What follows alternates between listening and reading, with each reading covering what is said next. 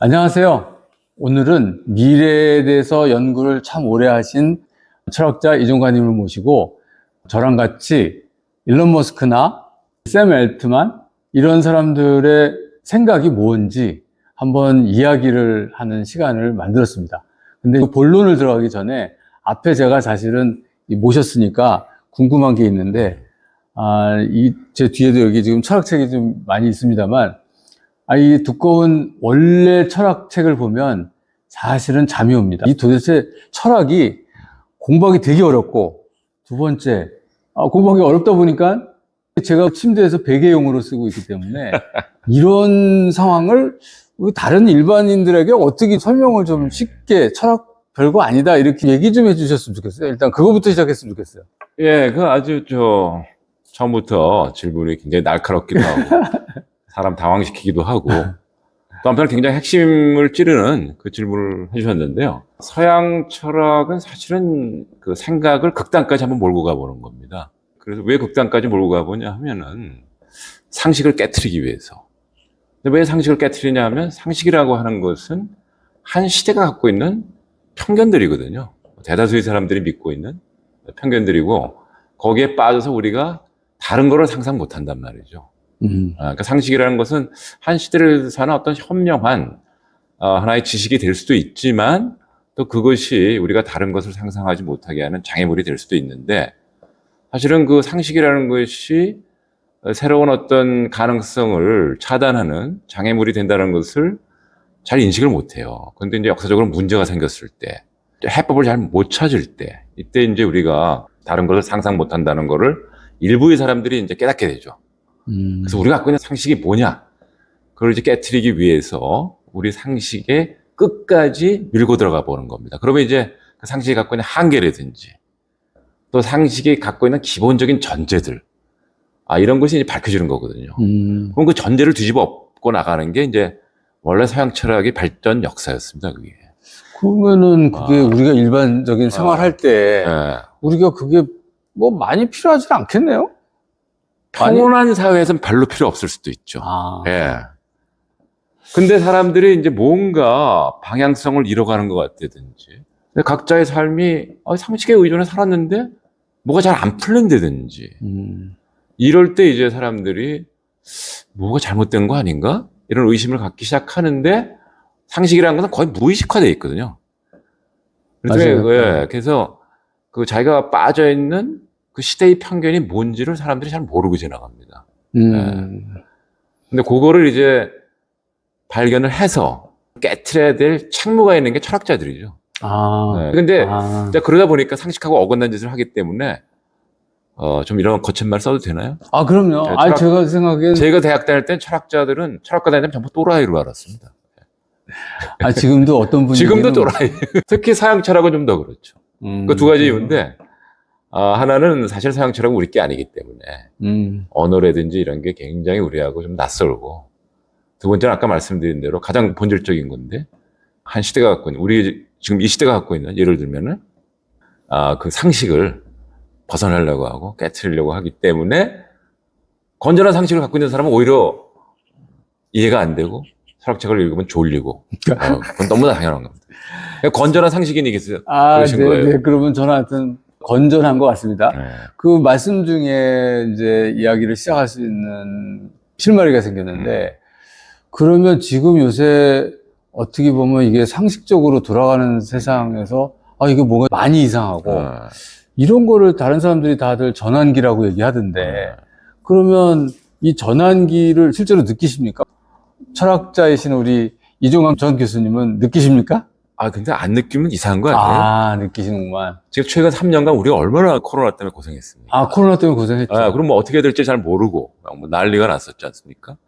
백신을 맞아야 되는, 안 맞아야 되는지도 모르겠고. 맞아. 밖에 나가야 되는지, 집에 처박혀 있어야 되는지 그것도 잘 모르겠고. 갑자기 유럽에서 전쟁이 날 거라고 누구도 생각 못 했죠. 그렇죠. 우크라이나 지금 벌써 몇 년째예요. 벌써 3년째예요. 그것도. 거기서 전쟁이 나리라고는 진짜 생각지 못했다가 거기서 전쟁이 일어났고, 또 사람들이 많이 깨어나서 인권이라는 거 이런 거 존중해서 대량 학살 전쟁은 더더구나 없을 거라고 생각했는데, 글쎄 말이에요. 뭐 이스라엘 팔레스타인 여기 보면 뭐 과거에도 없었던 대량학살이 순식간에 일어난다든지 이런 걸 보면은 뭔가 거대한 변화가 일어나고 있다. 정말 21세기에 어떻게 저런 일이 그렇죠. 벌어질 수 있을까라고 생각을 했었는데 지금 그런 것들이 막 벌어지고 있는데요. 그렇죠. 역사 속에서 그 전환기가 갖고 있는 공통점이 있습니까? 지금 뭐 전쟁 이야기도 하셨는데. 왜 공통점이 대개는 그러니까 우리가 이제 역사를 객관적으로 그냥 하나 역사의 입장에서 아니면 역사에 흥미를 갖고 있는 사람들의 입장에서 볼 때는 나하고 관계없는 그냥 제3자들이 겪었던 일들이에요. 네, 맞아요. 예. 그럼 그 우리가 역사책에서 맨날 역사책에서 보는 연도, 역사죠. 연도 외우고 그게 역사책이죠. 뭐 예를 들어서 나폴레옹이 어떻게 됐다, 마리 앙뚜아네트가 어떻게 됐다, 뭐 등등 뭐 이런 거.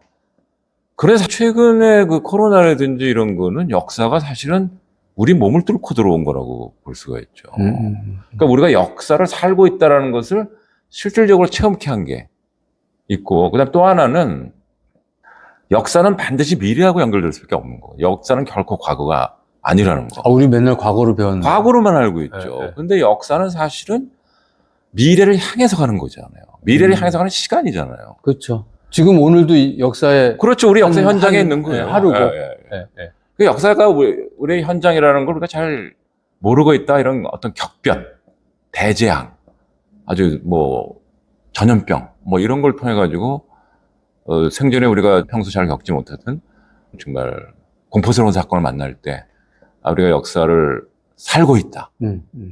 심지어는 내 몸을 뚫고 나간다.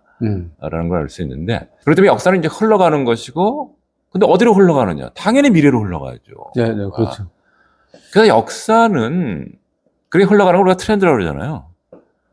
근데 트렌드도 두 종류가 있어. 하나 표피적인 트렌드가 있고, 그건 이제 뭐 송유 그 트렌드를 연구하는 사람들이 그런 트렌드 많이 연구하죠. 근데 아까 말씀드린 대로 철학은 뭐 상식을 깨트린다고 했는데, 그 상식을 깨트리면서 철학자들이 가져야 될 게 역사의식이거든요. 이 역사가 어디로 갈 거냐. 맞아요. 네. 정말 궁금해요. 그렇죠. 네. 물론 이제 학교에서 가르치는 철학은 그런 게 아니에요. 괜히 논리적으로 분석만 하고 뭐 이상한 논증 만들어서 사람 골치만 아프게 만들라고. 외우기 바빠요. 그러니까 네. 그거는 진짜 철학이 아니고 진짜 철학은 역사의식을 갖고 그 역사의 심층에서 흐르는 그걸 저는 메타 트렌드라고 합니다. 메타 트렌드. 그런 메타 트렌드를 읽어야 된다. 그렇죠. 지금 그거의 메타 트렌드를 우리가 지금 읽어야 돼요. 읽어야 되죠. 근데 사실은- 우리는 주로 그냥 트렌드 아니면 메가 트렌드만 얘기해요. 거대한 그 표면적인 흐름. 근데 그 사실은 그런 표면적인 밑바닥에는 진짜 역사를 어느 방향으로 이끌고 가는 메타 트렌드가 있거든요. 네. 근데 그거 그거를 궁금한데요. 읽으려고 우리가 노력을 해야 돼요. 그거 우리 샘 엘트만이 만든 챗 GPT한테 물어보면 안 될까요? 그거 물어보면 아마 답 잘할 것 같은데. 답은 해주는데 왜냐하면 메타 트렌드에 대해서 얘기하는 사람은 거의 없기 때문에 그 학습이 안 됐구나. 일종의 학습이 안 돼서 소위 말하는 hallucination, 이제 환각 현상을 일으키면서 메타 트렌드에서는 뻥치겠구나. 뻥을 얘기를 할 거예요. 네. 그럼 오늘 뻥치는 우리 AI를 좀 멀리하고 실제로 고민을 많이 하신 연구 결과를 좀 조금 풀어놓으시죠. 지금 제가 보기에 일론 머스크나 사실은 샘 알트만이 이분들이 세상을 만들어가고 있는 것처럼 보여요. 근데 이 두 사람의 얘기를 듣다 보면 뭔가 좀 공통점도 있고 그러면 저 사람들이 지금 하는 걸 우리가 쫓아가면 제가 보기엔 우리 퍼스트 무브 안 될 것 같아요. 그렇죠. 그 사람들의 생각을 우리가 같이 인지하면서 그러면 그 다음번에 이 사람들의 행동이 뭐로 나타날 테니까 우리도 그쪽으로 뭘 좀 해봐야 되겠다라고 하는 그런 아이디어가 좀 생겨야 되는데 그 아이디어를 우리 철학하시는 분이 조금 가르쳐 주시죠. 가르친다기보다는 저도 이제 그 문제에 대해서 고민을 해왔고 다른 사람들을 안 하는 걸 좀 해봤다는 것 뿐이지 제가 그렇다고 해서 메타 트렌드를 알고 있는 무슨 선지자나 예언자다. 저는 이렇게 말하고 싶지는 않습니다. 네네. 그런 건 다 사기꾼이라고 봐요. 네네, 그러니까 알겠습니다. 메타 트렌드를 같이 좀 고민을 해보고, 메타 트렌드 사실 그것을 고민하는 사람들의 합의가 필요합니다. 그렇죠. 그래서 사실은 근데 그런 것을 별로 관심을 갖고 있지 않기 때문에 일단은 이제 관심을 제가 촉발시키는 그런 역할을 좀 하는 것이고, 그 다음에 이제 사실은 그 메타 트렌드라는 말에 조금 고전적인 용어를 쓴다면 그게 세계관입니다. 근데 이제 세계관이라는 말을 요새 그 게임하는 친구들이라든지 젊은이들이 올해 세계관이라는 말을 많이 쓰고 있더라고요. 그래요? 네, 뭐 예를 들어서 BTS의 세계관이라든지, 뭐 그런 건 많이 써요. 네. 그게 참 재밌다고 생각했어요. 왜냐하면은 그 세계관이라는 말이 굉장히 철학적인 용어였는데, 그게 19세기 말과 20세기 초 때에 쓰였던 용어거든요. 아, 네. 이게 독일어를 이제 벨트 안샤웅이라고 하는. 벨트 안샤웅. 네, 안샤웅. 이라고 하는 건데, 그러고 나서는 이제 그 말이 갖고 있는 또 철학적인 좀 문제점이 있습니다. 그래서 이제 그걸 안 썼는데, 최근에 쓰더라고요. 그래서, 한편으로는 요 젊은 친구들이 어떤 면에서는 뭔가 세상을 바라보는 어떤 그 통찰력? 요런 것에 대한 관심이 생겼다. 라고 볼 수 있는 측면도 있고, 그래서 한편은 제가 여기서 메타 트렌드란 말과 세계관이라는 말을 이제 동시에 좀 사용하고 있는데요. 그 다음 세상을 하여튼 궁금해하는 거네요. 그게 이제 그 다음 세상을 보는 어떤 그 관점. 관점이 될 수도 있고, 지금 현 시대를 지배하고 있는 관점, 이런 것도 될 수가 있습니다. 근데 그 역사라는 것이 그냥 뭐 사실들이 쭉 연속적으로 흘러가는 게 아니라, 우리가 역사를 배우다 보면 이렇게 시기를 나누잖아요. 네, 그렇죠. 시기를 나누는 게 좀 이유가 있습니다. 왜냐하면 그 한 시기는 그 시기를 지배하는 세계관이 있어요. 그리고 그 세계관이 몰락을 했을 때 비로소 다른 역사, 다른 미래가 이제 시작이 되는 거죠. 그 예컨대 이제 뭐 서양을 중심으로, 서양은 좀 그런 게 좀 분명한데요. 예를 들어서 이제 중세라는 시대가 있었죠. 몰락을 하죠. 네. 근데 중세를 지배했던 세계관이 있거든요. 그건 완전 기독교적인 세계관이란 말이에요. 그것이 몰락을 하면서 새로운 세계관이 떠오르면서 역사가 전개되는 방식이 완전히 바뀌었어요. 역사적으로 중요한 사실도 바뀌고. 그래서 아주 단순하게 얘기하면 옛날에는 역사라는 것이 결국은 하늘을, 천국을 향해서 가는 걸 알았단 말이죠. 구원을 향해서 가는 게 역사예요. 근데 요즘에는 역사를, 구원. 그렇죠. 역사를 구원을 향해서 간다고 얘기하면 누가 믿습니까? 그렇죠. 그다음 르네상스 이후에선 점차 어디로 가기 시작하냐면 자유를 향해서 가기 시작하죠. 그 다음에가 혁명이 일어나기 그렇죠. 시작해요. 프랑스 혁명. 혁명이 일어나고, 근데 프랑스 혁명은 소위 말하는 이제 부르주아들이 이끌어갔던 혁명이잖아요. 이제 부르주아라는 말이 원래 그 성 안에 사는 사람들이라는 뜻이에요. 근데 성 안에 사는 사람들은 어떤 사람들이냐면 요즘 얘기하면 전문가들이죠. 왜냐하면 왕족이나 귀족은 사실은 공부를 별로 안 해요. 워낙 재산이 많고 권력이 많기 때문에 모든 지적인 서비스는 전문가들, 소위 말하는 전문가들인데 그들은 신분이 낮아요. 우리나라에서는 그 선생님이 굉장히 스승이라 그래서 우러러왔지만 서양에서는 중세라든지 봉건 시대에는 선생 뭐 이런 것도 지식만 많지만 사실은 그냥 별별 없는 거예요. 귀족들한테 봉사하는 직업이고. 심지어는 그 로마 시대에는 철학자와 노예도 있었어요. 지식 노예들. 아무튼 그랬단 말이죠. 네. 그다음 이제 르네상스가 오면서 이 역사를 이끌어가는 영향력 있는 집단도 점차, 물론 이제 교황에서 왕으로, 귀족으로 바뀌었다가 계몽혁명이라는 게 일어나면서 이제 소위 지식인들이 등장을 하게 되고, 그 지식인들과 함께 같이 쓰던 사람들이 또 상인들이란 말이죠. 그 사람들의 그렇죠. 도움을 받아서.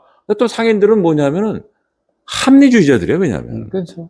상인들은 돈 계산 잘 해야 되고, 거래라는 거는 뭐예요? 쌍방이 손해보지 말아야 되잖아요. 맞아요. 서로 윈윈해야 돼요. 그러니까, 이게 계몽주의하고 사실은 이제. 잘 맞아 떨어져요. 이게 상인들의 생각하고는 부분적으로 저게 되는 게 있습니다. 근데 그들이 이제 사회 중심이 되니까 우리가 자유를 얻어야 되겠다 해서 일으킨 게 사실 프랑스 자유혁명인데, 그 다음에 그러다 보니까 노동자도 자유를 얻어야겠다. 그래서 노동자혁명이 일어나고. 그렇죠. 그 다음에 그러다가 왜 남자들만 자유를 얻냐. 그래서 여자들이 이제 혁명이 일어나고. 그렇죠. 그게 이제 20세기까지 온 그 과정이었고, 그러면서 자유가 확대되었고, 그러면서 인권이 존중되는 그런 사회가 왔었죠. 지금은 뭐 엄청난 자유를 누리고 있고요. 그렇죠. 네. 근데 그런지 알았는데, 최근 들어서는 갑자기 회의가 드는 거죠.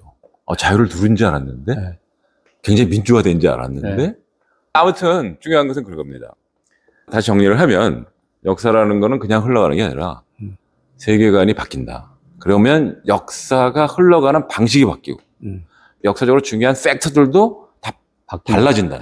전환기가 변곡점에 있는 그렇죠. 거네요. 변곡점에 있는 거죠. 네. 지금 보면은 적어도 르네상스부터 21세기 초반까지를 지배했던 세계관이 몰락하는 것이 굉장히 가시화되고 되고 있고 새로운 세계관이 지금 등장하는 듯 아니면 이게 아직도 좀 더 가야 되는지. 더 가야 되는 건지 아니면 방향을 못 찾고 있는 건지 불행하게도 이제 그 새로운 세계관이 자리를 잡지 못하면 그게 혼란이거든요. 그렇죠. 엄청난 혼란이에요. 네. 그러는 와중에 사실은 일론 머스크가 화성에 가서 집 짓고 살겠다고 그렇죠. 하고, 예. 그 다음에 샘 엘트만이 아니 무슨 AI를 만들어놨는데 아니 저게 점점 인간보다 더 똑똑해져가지고 그렇죠. 인간을 다 부릴 거다. 네. 이렇게 얘기를 하면 그럼 우리는 어떻게 되는 거야 도대체?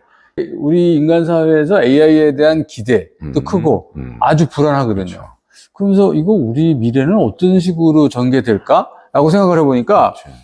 요새는 그 두 사람이 뭔 생각하고 있는지를 알아야지. 그렇죠. 왜냐면 이 두 사람이 워낙 지금 치고 앞으로 나가니까 저 사람들은 무슨 생각을 그렇죠. 하고 있지? 그걸 우리가 알아야겠더라고요. 그렇습니다. 그래서 이제 오늘 주제로 그 두 사람은 도대체 생각하는 게 뭡니까? 본론의 질문입니다.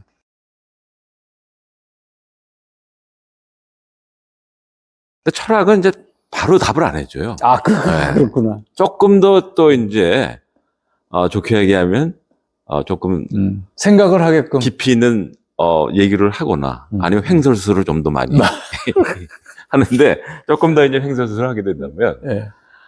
아주 좀 잘 말씀하셨어요. 지금 이제 세계관이 하나 몰락을 해가면서 뭔가 새로운 세계관이 등장하는 듯 보이는데 그걸 끌고 가는 스타들이 있는 것 같이 보여요. 그래요. 예.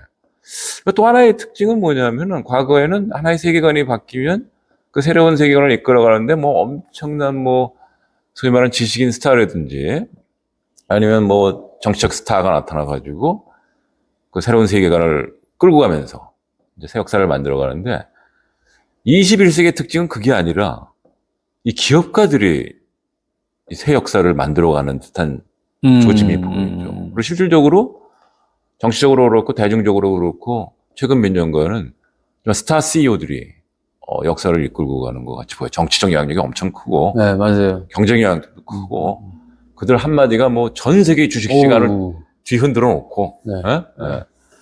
뭐 이런 거 아닙니까? 그래서 하여튼 샘 엘트만 와서 한 23시간도 24시간도 그렇죠. 안 있고 있다가 갔는데 한국에다가 AI 칩을 만드는지 안 만드는지 이제 결정은 어떻게 할지 모르겠지만 우리나라의 그 큰 삼성전자하고 그렇죠. 하이닉스도 만나서 그렇죠. 얘기 듣고 우리가 같이 조인할 수 있을지 아마 뭐 부정적인 얘기를 했을 것 같지는 않은데 그렇지.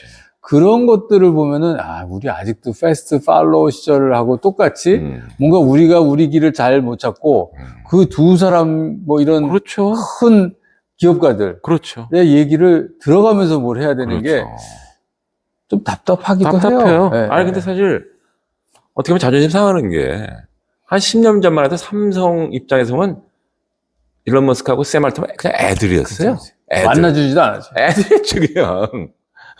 근데 지금은 뭐 그들이 떴다 그러면 뭐 만나려고 뭐 우리나라 뭐 최고 그 위치에 있는 사람들이 다 달려가는 그런 상황 아닙니까?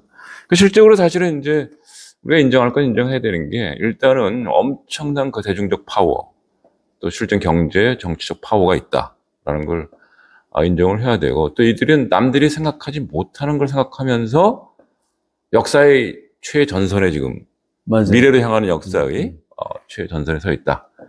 이렇게 얘기를 할 수가 있을 것 같아요. 자꾸 그 사람들이 눈에 이렇게 들어와요. 그렇죠. 이 사람들 도대체 지금 아까도 말씀드린 얘기 나는 화성으로 가는 거하고 그 다음에 여기 뇌에다가 그렇죠. 칩 집어넣겠다고 그런 거고 그 다음에 둘이서 또 같이 또 사업을 하다가 또 헤어지고 이 두 사람이 다른 거야? 두 사람이 같은 거야? 그래서 이 사람들이 보는 미래는 뭐 어디를 지금 쳐다보고 그렇죠. 있는 거야?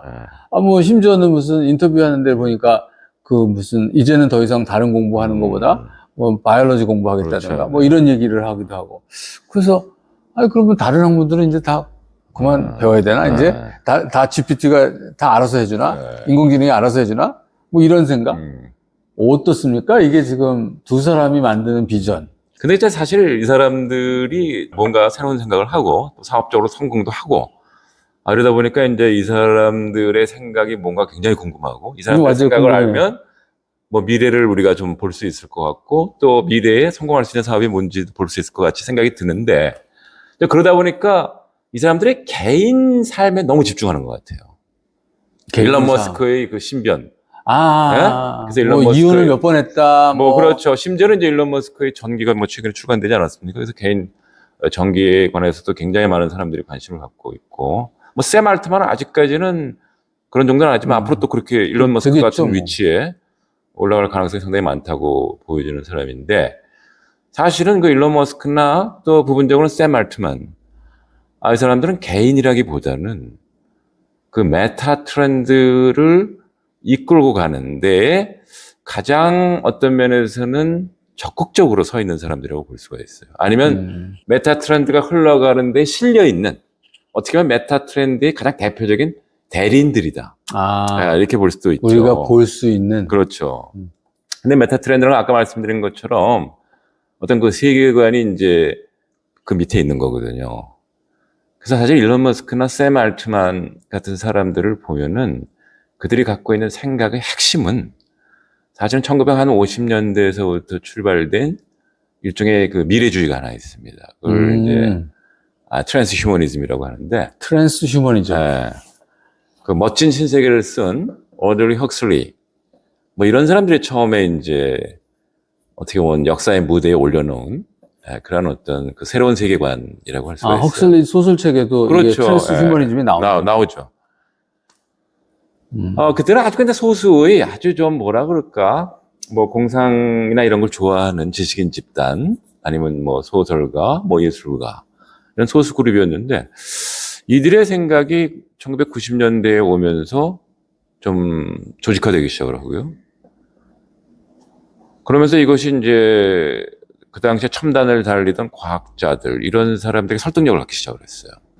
그리고 아주 기념비적인 사건들이 일어났는데, 이 사람들의 그 어떤 생각이 이 시대를 이끌어가는 메타 트렌드로, 아니면 세계관으로 자리 잡게 되는 어떤 기념비적인 사건들이 일어났는데, 미국 과학재단에서 출간한 인간 성능 증강을 위한 융합과학 보고서인가? 제가 갑자기 제목이 늘 얘기했었는데, 인간의 성능을 하여튼 높여주기 위한, 그렇죠. 이 과학 기술과 관련된 그렇죠. 이야기들. 그 영어로 하면 Converging Technology to Enhance Human Performance, 아마 이렇게 될 겁니다. 그런 보고서가 나옵니다. 이제 거기서 이제 이 사람들의 생각이 어떤 의미에서 이제 미국의 과학 기술 발전 정책, 나아가서 산업 정책을 이끌어가는 하나의 비전으로 이제 공식화된다고 해도 과언이 아니죠.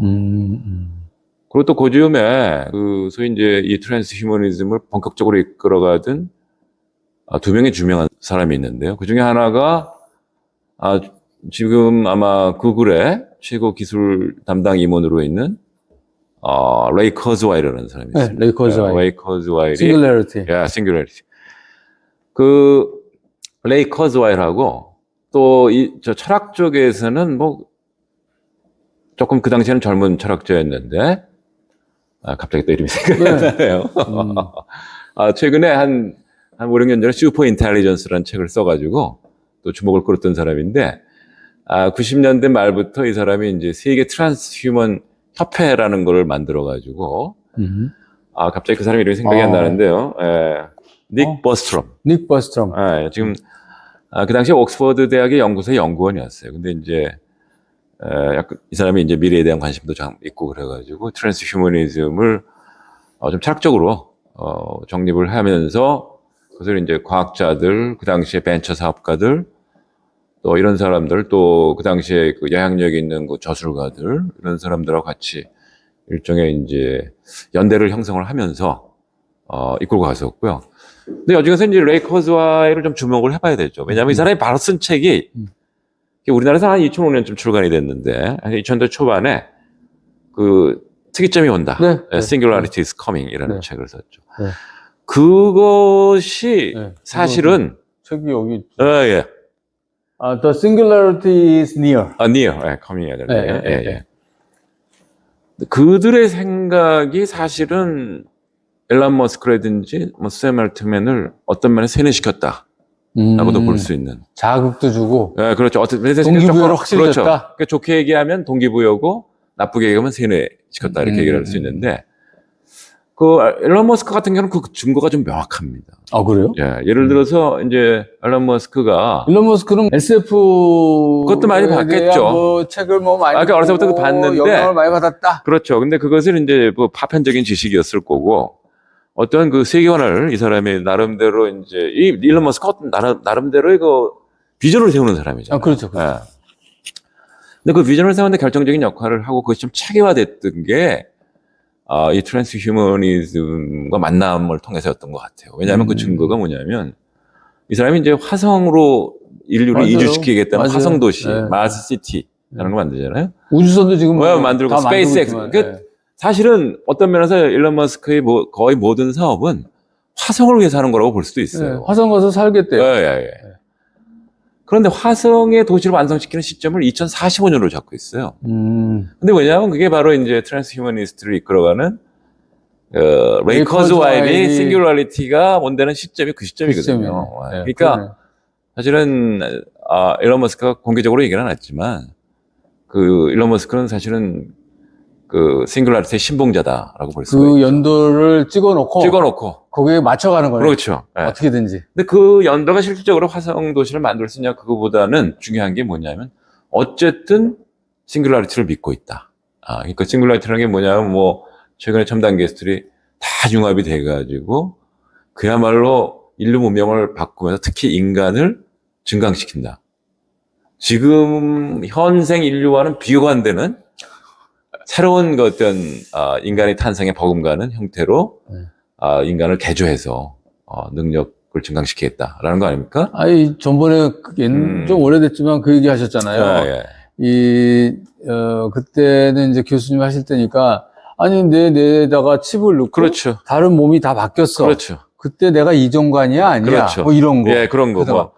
뭔 저런 또 황당한 저런 일이 어떻게 생겨? 그랬는데 아니, 요새 보니까 그렇죠. 생길 수 있겠더라고요. 그러니까 사실은 이제 1950년대부터 황당무계한 생각으로 이제 그런 생각들을 아까 얘기했던 뭐 헉슬러라든지 이런 사람들이 조금씩 해왔었는데 그때 당시에는 정말 말도 안 되는 그야말로 이제 광기 어린 공상이었지만은 이게 점차 이제 기술적으로 뭐 가능해진다. 뇌과학이 발전하고 뇌공학 발전하고 이러다가 이것이 지금 산업화되고 있잖아요. 상용화되고 있는 시점에 들어섰고 그 아이디어를 상용화시키겠다고 적극적인 의지를 갖고 그야말로 행동에 옮긴 게 바로 일론 머스크죠. 이런 것도 굉장히 중요한 증거죠. 그러니까 일론 머스크가 그런 사업을 하게 된 게 돈 벌기를 위한 게 아니라 사실은 이 친구가 가지고 있었던 어떤 미래에 대한 비전이 메타 트렌드로서의 좀 어떤 자리를 잡아가고 있는 그런 트랜스 휴머니즘의 어떤 감화에서 이루어진 거다 이렇게 볼 수가 있는 거죠. 그러니까 지금 말씀을 조금 정리를 해보면 결국 지금 벌어지고 있는 이 기업가들, 큰 거인들이 움직이는 거는 메타 트렌드로서 트랜스 휴머니즘 그쪽으로 지금 가고 있는 것 같다. 그런 말씀을 해주시는 거네요. 그렇죠. 여기에 샘 알트만도 그 기능에 AI 기능이 들어가면 더 가까워지겠네요. 당연하죠. 왜냐하면 이제 레이 커즈웰이 구글의 이제 최고 담당 기술 임원으로 가면서 선언한 게 있어요. 이제 자기는 구글의 검색에 AI를 침투시키겠다라는 목적을 갖고 이제 갔거든요. 사실상 그래서 구글이 그쪽을 굉장히 열심히 했었죠. 기술적으로 완성도는 높은 AI 기술은 사실 구글이 갖고 있습니다. 근데 이걸 먼저 공표한 게 사실은 오픈 AI죠. 그러니까 지금 구글의 지금은 제민이라고 불리잖아요. 제민인지 제미나인지. 그 조금 늦었죠. 그래서 이제 사실은 어떤 면에서 주도권을 좀 뺏긴 건데 원래 아이디어는 이게 레이 커즈웰의 아이디어입니다. 그래서 레이 커즈웰은 원래 인공지능 학자였고 그 MIT 공대의 그 인공지능 연구소의 최고 엘리트 그 인공지능 학자였거든요. 그러다가 이제 무그 신세사이저 그거 만들어가지고 돈도 많이 벌고 이러다가 이제 여러 가지 커리어를 거쳤는데 그다음에 이제 구글에 가면서 확고한 어떤 자기의 그 트랜스 휴머니스트의 비전을 갖고 구글에 가가지고 구글의 그 막강한 자본의 뒷받침을 받으면서 그쪽으로 연구를 지휘를 해왔죠. 이 사람이 직접 이제 현장 연구는 안 하는 사람이고 일종의 그 기획자로서 이끌어 왔었는데, 구글이, 개발하는 걸 어떤 면에서는 이제, 샘 알트만이, 네. 먼저. 그렇죠. 네. 레이 커즈와일은 어떻게 보면 연구자로서의 그런 포지셔닝이었는 반면에 그렇죠. 샘 엘트만은 투자자이면서 저 확실한 비즈니스맨이잖아요. 그 Y 그렇죠. 컴비네이터에서 그렇게 많은 거를 투자도 해보고 그렇죠. 이런저런 경험을 해보니까 글쎄 뭐 진짜인지 아닌지는 모르지만 추측컨대 자기 기업 가치를 높이려고 그러면 먼저 치고 나가야죠. 글쎄요. 그 바람에 뭐 지금 뭐 어마어마한 기업 가치가 그렇죠. 됐는데 샘 알트만은 근데 좀 사기성도 있어요. 솔직히 얘기해서. 왜냐하면은 구글이 자꾸 주저주저 했던 거는 사실은 이제 자기들이 개발한 그 생성 AI가 거의 소위 말하는 이제 일반 인공지능이라고 그러죠. General Artificial Intelligence. 그 수준에 도달한 것 같이 보이는데. Artificial General Intelligence, AGI. 예. AGI. 옛날엔 GAI라고 그랬어요. General Artificial Intelligence. 요즘은 AGI라고 해요. 예. Artificial General Intelligence라고 그러는데 그게 이제 거기에 버금가는 것 같이 보이는데 이게 Artificial General Intelligence가 나오면 이게 사회적으로 어떤 파장을 미칠지 겁나는 거죠. 그래서 주저주저 하고 있었는데 샘 알트만이 먼저 그걸 사업화했잖아요. 근데 샘 알트만이 오픈 AI에서 할 때 뭐라 그랬습니까? 뭐 이게 AI를 뭐 사업이 아니라 무슨 사회적 가치를 만드는 무슨 연구소 비영리 연구소 비영리 연구소 그랬죠. 네. 근데 사실은 지금 완전히 뭐 돈 버는 데인데 107조? 맞아. 지금 이번 기업가치 107조인가 그렇다고 그러던데. 예. 그러니까 비즈니스만은 엄청 성공했는데 어떻게 보면 구글은 이제 뭐 조금 뒤통수 맞은 그런 꼴이 돼버렸죠. 예. 이 두 사람이 만드는 소위 말해서 트랜스 휴머니즘 그쪽으로 지금 세계관이 움직인다. 예. 그러면 우리나라에서 무언가를 좀 해보려고 우리도 기업들이 퍼스트 무브를 해봐야 되는데 그러려면 우리 연구자들도 그러면 어떤 연구를 해야 되냐 하는 거를 그런 관점 하에서 좀 뭔가 연구 주제를 찾아가면서 연구도 하고 기업들은 그 과정에서 뭔가 좀 새로운 재미난 아이템을 가지고 비즈니스를 시작을 하면 이 두 거인이 만들어가고 있는 세상에 같이 올라탈 수도 있지 않을까? 있죠. 라고 생각합니다. 예, 그런데 문제는 이겁니다. 지금 사실은 이들이 이제 선구하고 있고, 그리고 트랜스 휴머니즘이 갖고 있는 이 세계관은 어떻게 보면 제가 좀 분석을 해보니까 굉장히 독점 자본주의예요. 지금 이제 소위 거대 AI라는 거는 어마어마한 자본과 기술 집중. 돼요. 맞아요. 미국 정도의 국력.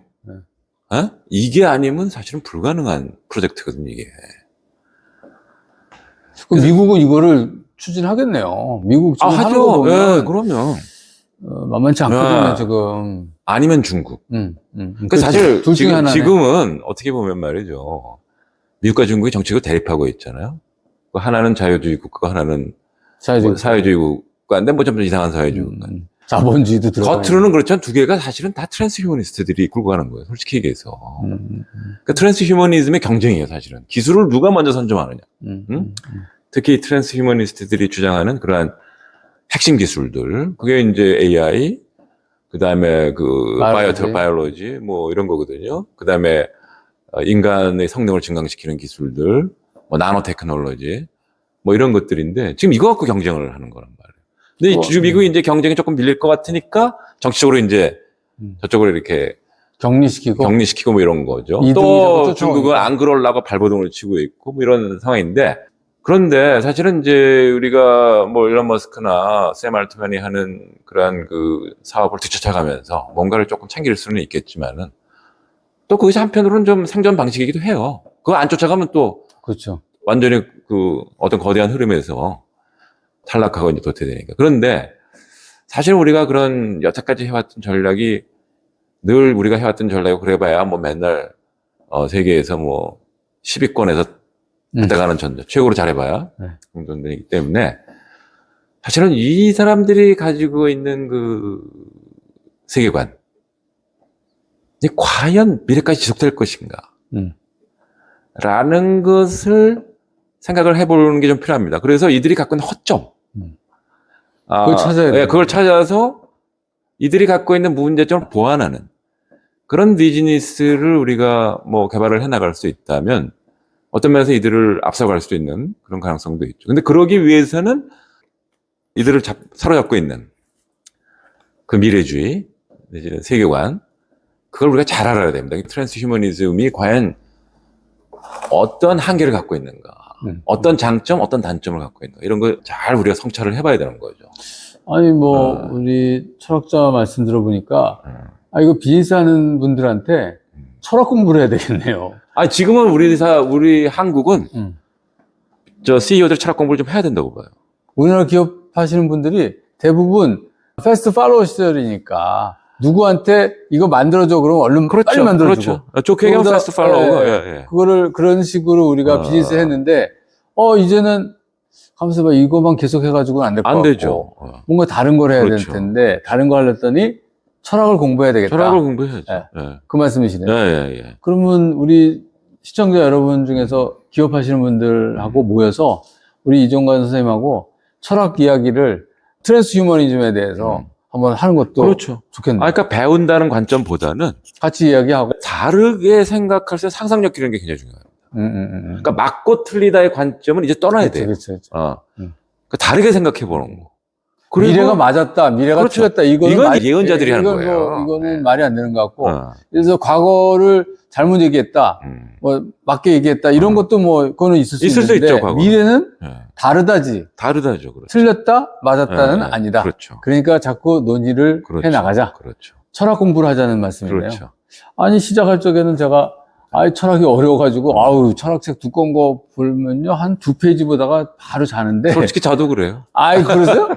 근데 이제는 이 전환기를 맞아서 우리 비즈니스 하시는 분들이 철학을 공부해야 될 것 같다. 그러면 지금 이 두 사람, 앞서 나가는 이 두 사람이 무슨 생각하고 있는지, 그러면 트랜스 휴머니즘과 그 다음에 레이 쿠즈와일이 얘기한 특이점, 싱귤러리티에 대한 이야기들을 우리가 좀 읽어보고 그 밑에 깔려있는 철학이 뭐야. 근데 사실 레이 쿠즈와일이나 이 사람들도 사실 그 밑에 깔리는 철학은 몰라요. 그 사람들은 어떤 기술적인 내용만 그렇죠. 그러니까 자기들도 모르는 사이에 어떤 철학을 끌고 가고 있는 거예요, 이 사람들도. 근데 그거를 지금 모르고 있다는 거죠. 우리는 근데 그걸 빨리 이해한 다음에 같이 갈지 아니면 우리가 조금 더 다른 거를 우리가 할지. 다른 거였지. 그래야지 우리가 뭐 넘버원 한번 하는 거지. 그렇죠. 따라만 가면 계속 넘버 10이네요. 넘버 10. 잘해봐야 넘버 10이죠. 자, 시청자 여러분, 우리 기업하시는 분들, 우리가 좀 뭔가 안에서 내적인 동기부여를 자꾸 일으켜가지고 철학을 배워야 될 것 같습니다. 그래서 철학을 배우는데 주제는 한번 제가 우리 교수님하고 상의해서 이 박사님 보고 시간 한번 정해가지고 언제 이런 거를 할 테니까 여러분한테 그 공지를 한번 하도록 하겠습니다. 여기까지만 하고 더 하면 다 주무실 것 같아요. 그럼 오늘은 여기까지 얘기를 하고요. 다음번 시간에는 사실은 이 두 사람도 거인이지만 지금 스티브 잡스도 그 앞에 거인이었는데. 그렇죠. 스티브 잡스와 이 두 사람은 또 좀 다릅니다. 또 다른 것 같아요. 세계관이 좀 달라요.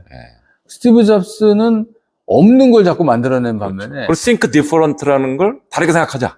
라는 걸 기업 모토로 세운 사람이에요. 근데 이 두 사람은 보니까 옛날부터 지금 말씀하신 대로 그런 트랜스 휴머니즘을 뭔가 현실화시키는 쪽으로 달려가는 기업가들 같아요. 그래서 이 두 가지 이 스티브 잡스의 생각과 세계관, 메가 트렌드, 그 다음에 메타 트렌드, 이 두 사람의 어떤 생각들, 이런 것들이 혼존해 있으니까, 이게 전환기는 맞는 것 같다. 그리고 그랬을 때 우리는 어떤 쪽으로 뭘 좀 더 해볼까 하는 거는 같이 고민해보자. 같이 고민해야죠. 자, 그럼 오늘 여기까지 영상 마치도록 하겠습니다. 여러분, 감사합니다. 네, 감사합니다. 안녕하세요. 인사 좀 같이 하세요. 네, 안녕하세요. 저 이거 들고 해야 되는데. 그건 뭡니까? 이게 창조 아고라고요. 제가 하는 이제 이 미디어를 소개하기 위해서 제가 항상 이거 들고 있습니다. 근데 나 진짜 거기 오라 그래서 왔는데 여기 뭐 하는데요? 창조 아고라가? 제가 기업의 고민을 창의성 있게 풀어드립니다. 기업의 고민을 풀어드리는 상담소입니다. 인생 상담도 뭐 나중에 인생 상담은 뭐 그거 끝나고 나서 저녁 때 합니다. 나 요새 고민이 많은데 좀 해주세요. 자, 그러면 지난 시간에 저희가 이제 트랜스휴머니즘을 이끄는 리더가 두 명이 지금 있는 것 같다. 이 두 사람이 지금 어떤 행보를 벌이고 있고 행보를 취할지 그런 것들이 굉장히 관심이 모아지는데 이 트랜스휴머니즘에 대해서 오늘은 아니 도대체 얘가 언제부터 본격적으로 얘기가 됐냐. 그날도 말씀하셨습니다만 레이 커즈와일 이야기를 좀 많이 하셨었고 한데 이게 언제부터 역사적으로 시작이 돼서 역사적으로가 아니고 역사로 시작을 해서 어떤 과정을 지금 거치고 있는지 그까지 한번 팩트 베이스로 우리 또 교수님이 한번 얘기를 네, 해주시죠. 그렇게 하죠. 뭐 원래 사실 철학자들은 팩트를 좀 뭐 우습게 본다 그러면 좀 지나친 얘기고 약간 좀 덜 중요하게 여기거든요. 아, 그래요? 그 밑에 깔려 있는 어떤 원리 아니면 지난번에 얘기한 것처럼 메타 트렌드 이런 게 더 중요한데 그렇죠. 사실 메타 트렌드의 관점에서 보면 이 시작이 사실은 데카르트 라이프니츠부터 시작한다고 할 수 있어요. 그런데 그냥 보통 얘기하는 팩트 중심으로 얘기하면 1957년에 그 멋진 신세계를 쓴 올더스 헉슬리의 형인 그 줄리안 헉슬리라고 있습니다. 그 사람이 이제 이 트랜스휴머니즘이란 말을 현재까지 확인되는 바에 따르면 처음 쓴 것 같아요. 네. 거의 뭐 확실하다고 보는데 저는. 근데 사실 그 내용적으로는 그 동생인 올더스 헉슬리의 The Brave New World에 사실상 어떤 면에서는 그 내용이 상당 부분 그려지고 있다. 이렇게 얘기를 할 수 있고. 헉슬리 가문은 또 대단한 가문이에요. 그래요? 무슨 뭐, 그 당시에는 생명과학자로 안 불렀죠. 뭐, 이제. 그때는 뭐 생물학자, 또 뭐, 진화학자, 뭐 이런 걸로 좀 이름이 있고, 또 작가로서도 이름이 있는 그런 그 여러 명의 그 가족을 갖고 있는 그런 가문입니다. 근데 그 중에 아무튼 20세기 들어가지고, 그 올더스 헉슬리는 소설 작가 또 비평가로서, 또 줄리안 헉슬리는 한편으로는 이제 생물학자이면서 또 진화론을 굉장히 그 주창해오는 그런 사람이고 또 한때는 그 유네스코의 사무총장 아니면 뭐 사무국장 이런 걸로 처음으로 재직했던 그런 사람이기도 합니다. 근데 좀 두 사람의 차이는 올더스 헉슬리는 역시 인문적인 마인드가 있어서 그런지 이 기술 문명 내지는 트랜스휴머니즘이라고 나중에 불릴 수 있는 그런 것에 대해서 상당히 비판적인 그런 시선을 담고 있는 반면에 맞아요. 책이 좀 그래요. 네, 그렇죠. 유토피아는 아닌 것 그렇죠. 같아요. 굉장히 디스토피아적인 방향으로 이제 그려내고 있죠. 근데 어떤 면에서는 앞으로 그 당시에 이미 그 발전하고 있는 과학 기술이 어떤 결과를 초래할 것이다. 라는 것을 예견했던 사람이라고 볼 수 있던 측면이 있습니다. 반면에 이제 줄리안 헉슬리는 이제 어떤 면에서 과학자였기 때문에 상당히 이런 그 당시의 첨단 기술의 발전을 비교적 긍정적인 시선에서 보면서 또 이 사람이 이제 진화학자였기 때문에 그 진화를 거의 뭐 두 단계로 구분한다고 볼 수 있죠. 하나는 자연 진화, 그 다음에 기술적 진화. 사실 21세기에 들어서 이제 거의 기술적 진화가 일어날 것이다. 기술적 진화라는 것이 테크놀로지컬 이볼루션이죠. 그러니까 기술에 의해서 인간이 스스로를 진화시키는. 지금이 그거죠. 그 주제네요. 그거죠. 그래서 트랜스휴먼이 미래 인간으로 출현할 것이다. 트랜스휴먼. 나중에 이제 그 사람은 트랜스휴먼이라는 말밖에 안 썼지만은 맞아. 예. 그거 말고도 참 네오휴먼도 있고 네오휴먼도 있고 포스트휴먼. 요즘은 이제 포스트휴먼이라는 말 제가 지난 시간에 녹화하고 나서 열심히 공부했거든요. 포스트휴먼. 그 나이에 또 공부하세요? 안 돼. 공부만이 살 길입니다. 예. 존경스럽습니다. 예. 포스트휴먼. 네. 그다음에 네오휴먼. 네. 휴머니즘 이런 거는 이것도 굉장히 좀 헷갈리는 상태예요, 지금. 특히 트랜스휴머니즘과 포스트휴머니즘은 또 구별이 돼야 됩니다. 근데 지금 그런 거 다 얘기하면은 시청하시다 다들 가실 거기 때문에 너무 복잡해서 트랜스휴머니즘만 중점적으로 얘기하도록 하고 그렇게 하십시다. 또 트랜스휴머니즘만 얘기해야 되는 이유는 사실상 현실적으로 가장 강력한 힘을 보이지 않게 갖고 있어요, 이게. 그래서 트랜스휴머니즘에 집중하는 게 좋을 것 같습니다. 오늘은 트랜스휴머니즘에 대한 그러면 역사를 좀 더 깊이 있게 얘기를 해주시죠. 예, 그렇죠. 조금 딴 데로 흘렀는데. 그래서 아무튼 그냥 팩트 중심으로만 보면 줄리안 헉슬리라고 하는 사람이 거의 최초로 트랜스휴머니즘이란 말을 썼고, 근데 사실은 이것은 이제 그때는 아주 일부 소수의 뭐 좋게 얘기하면 성각자 아니면 뭐 나쁘게 얘기하면 조금 약간 미친 듯한 그런 광신적인 과학자 아니면 뭐 공상가, 이런 사람들을 중심으로 해서 이 담론의 차원에서 미래를 어떤 전망해보는 그런 것으로 이제 출발을 했었죠. 그러다가 점차적으로 사회문화적 영향력이 강화되기 시작을 합니다. 그래서 이제 90년, 지난번에 잠깐 말씀드렸지만 90년대 후반에 정확한 연도는 또 제가 기억을 잘 못합니다. 네. 97년 아니면 98년인데. 아니, 뭐 이게 뭐 어쩔 수 없습니다. 예, 예. 기억력의 문제일 수도 있고요. 예. 아니면 이게 사실은 연도를 정확하게 얘기할 만한 사안들은 아닌 것 글쎄요, 같아요. 글쎄요. 90년대 초. 그렇게 얘기해줘서 감사합니다. 네, 네. 예. 저 집사람한테 야단 맞았어요. 그런 거 잘 기억 못하는데. 끊어주세요. 그래가지고 97년도쯤에 닉 버스트롬에 해가지고 사실은 세계 트랜스휴먼 협회라는 것이 출범을 하면서 상당히 조직화되고 그때부터 빠른 속도로 사회문화적 영향력이 확대되었다라고 얘기를 할 수 있고요. 그리고 이걸 가장 최신 버전으로 이끌고 가는 그야말로 이론가이면서 또 동시에 기업가로 칭해질 수 있는 사람이 레이 커즈웰이라고 얘기할 수 있죠. 그래서 어떤 면에서는 이 트랜스휴머니즘을 가장 최신 버전으로 각색을 해낸 데 있어서 결정적인 기여를 한 사람은 레이 커즈웰이다. 이렇게 얘기를 할 수가 있습니다. 교수님 말씀 중에 네. 잠깐 좀 질문을 못 하자면 이 레이 커즈웰은 공학한 사람이에요. 그죠? 그렇죠. 원래 네. AI 연구가예요. AI 연구가죠. 네. 사실은 AI에서 제일 뭐 선구자적인 역할을 그렇죠. 하시는 분인데 네. 그 닉 보스트롬이라는 분은 보니까 영국의 철학자더라고요. 철학자예요. 네. 네. 근데 철학하셨고 네, 네. 철학자들은 이렇게 또 과학기술에 관심이 많으신 것 같아요. 닉 보스트롬은 어떤 사람이에요? 원래 만화였죠. 근데 사실 닉 버스트라면 엄격한 의미에서 과학기술에 좀 관심이 있는 사람은 아니고요. 어떤 면에서는 트랜스 휴머니즘에 좀 영향을 받아가지고 그걸 조금 더 철학적으로 좀 각색을 했다 그럴까요? 그런 사람. 또 그중에 대표적인 사람이 최근에 히트치고 있는 그 유발 하라리도 대표적인 사람이죠. 유발 하라리도 이 트랜스 휴머니즘을 좀 인문학적으로 또 역사적 사실 이런 걸 갖고 좀 각색을 해낸 사람들이라고 볼 수가 있고요.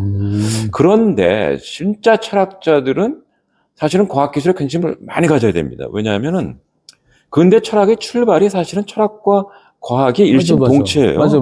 네, 일심동체입니다. 예를 들어 데카르트, 라이프니츠 이런 사람들이 전부 미적분 만들어낸 사람들이고요. 그렇죠. 또 데카르트가 사실 좌표계를 발명한 사람인데 데카르트 좌표계가 없었으면 오늘날 인공지능은 없었습니다. 왜냐하면 인공지능은 결과적으로 모든 걸 좌표계의 수치로 그렇죠. 벡터화시키는 작업을 하는 거 아닙니까? 좌표를 가지고 계산해서 수식으로 해서 만들어내는 거죠. 예. 그렇기 때문에 사실은 이제 우리가 근대 철학과 근대 과학의 출발은 사실상 같다.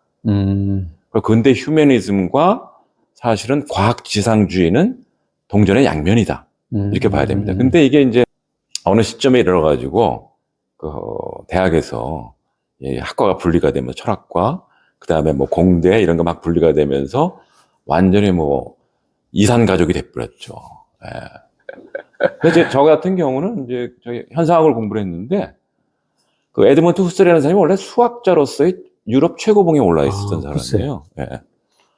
그 후셀이라는 사람이 이제 현상학의 창시자라고 할 수 있는 사람인데 그 사람을 공부하다 보면 수학을 공부하지 않을 수 없고 또 갈릴레이 물리학 이런 거 공부하지 않을 수가 없고 또 비유클리드 기하학 공부하지 않을 수 없고 비유클리드 기하학 공부하려면 나중에 또 아인슈타인 상대성 이론 공부해야 되고 이래서 죽을 뻔했죠 제가. 기억난다. 네. 전번에도 양자역학 얘기를 하는데 저는 양자역학을 책을 보고서 이렇게 학습하느라고 시간이 걸리고 지금도 이해를 다 한 것도 아니라고 생각을 하는데 우리 또 교수님하고 얘기하다 보니까 너무 자연스럽게 더 많은 지식을 얘기를 해주시더라고요. 그래서 신기했었는데 이게 결국은 이제 과학의 여러 가지 지금 현상들 이런 것에 대한 이해가 있어야지 철학의 그 생각의 근간이 뭐가 있는지 그거를 찾아낼 수 있다. 그렇기 때문에 하나의 뭉치다. 그렇게 말씀을 하시는 거네요. 네, 아주 정확하게 말씀하셨습니다. 트랜스휴머니즘이 그러면 레이 커즈웰을 중심으로 다시 이제 본격적으로 시작이 되는 거네요. 그렇죠. 그러니까 근데 그게 왜 그러냐면 줄리안 학슬리라든지 닉 버스트롬은 사실은 이제 과학기술을 잘 모르는 사람이고 근데 줄리안 헉슬리라든지 레이 커즈웰 이런 사람들은 그 당시에 첨단 과학을 근거로 해가지고 과학기술이 가져올 미래를 전망해 본 사람들이거든요. 근데 줄리안 헉슬리가 있었을 당시에 처했던 그런 그 역사적 상황에서의 첨단 과학기술하고 레이 커즈웰이 그치. 처했을 때의 첨단 기술의 발전 방향성 이거는 다르거든요. 완전히 그러니까 다르죠. 레이 커즈웰이 비교적 가장 최첨단의 과학기술의 발전을 방향성을 파악을 하면서 전망을 해본 사람이라고 볼 수 있죠. 그래서 21세기에 들어가지고는 사실은 그 레이 커즈웰이 트랜스휴머니즘 내지는 과학기술 문명이 어떠한 방향으로 가고 있느냐라는 것을 뭐 메타 트렌드 차원은 아니지만 그래도 표면적인 트렌드 차원에서 비교적 잘 얘기를 해주고 있다 이렇게 볼 수가 있죠.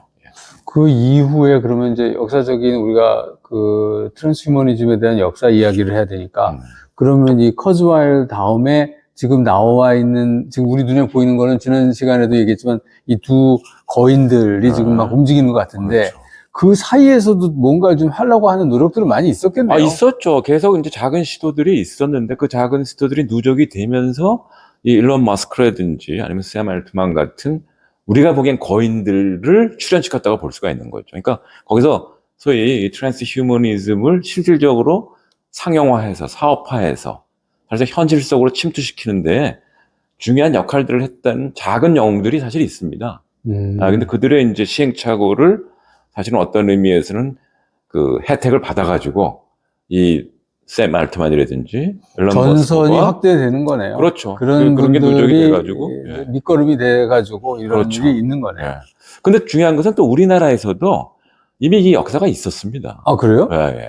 아, 우리나라에서는 제가 보기에 우리 교수님이 우리 그 트랜스휴머니즘의 제일 선각자 아니에요?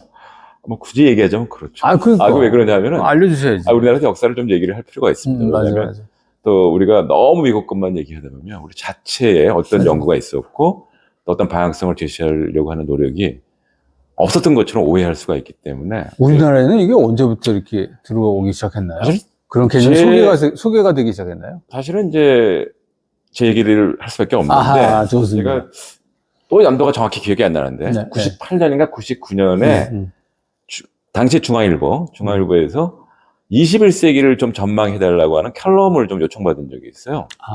그래서 그때 이제 처음으로 제가 퍼스트 휴먼의 미래를 이제 얘기를 한 간략한 그 컬럼을 썼었고. 그러니까 중앙일보에 98년도인지 99년도에 예. 이종환 교수님 컬럼을 찾아서 화면에다가 한번 보여드리겠습니다. 예. 그러다가 제가 이제 그쪽 방면을 계속 얘기를 하고, 그런데 그 당시에 뭐 한국사에서는 별로 관심이 없었죠. 그래도 뭐 제가 연구를 하는 분야고, 제 나름대로는 틀림없이 미래에 굉장히 중요한 역할을 하겠다라고 해서 연구를 해서 2003년도에 제가 책을 하나 썼어요. 네네.